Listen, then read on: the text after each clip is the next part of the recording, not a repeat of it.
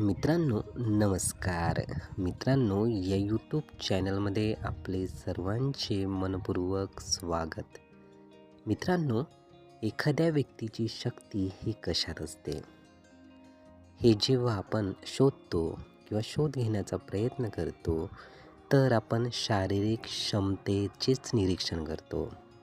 म्हणजे शारीरिकरित्या व्यक्तीमध्ये किती शक्ती आहे यानुसार आपण त्या व्यक्तीमधील शक्ती पाहतो.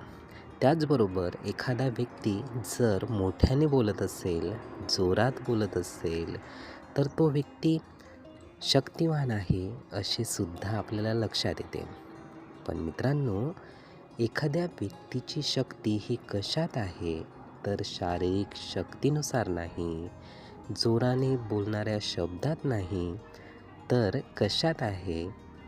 तर मित्रांनो, एखाद्या व्यक्तीची शक्ती ही व्यक्तीच्या विचार करण्यात आहे, विचार क्षमतेमध्ये आहे.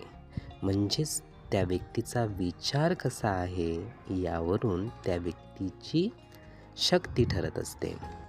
एखादा व्यक्ती म्हणत असेल की मी खूप शक्तिवान आहे, मी खूप सामर्थ्यवान आहे, मी खूप ऊर्जावान आहे, मी खूप सशक्त आहे, असा जेव्हा विचार करत असेल व्यक्ती, तर नक्कीच तो व्यक्ती शक्तिशाली आहे, सामर्थ्यशाली आहे असेच आपण म्हणू शकतो.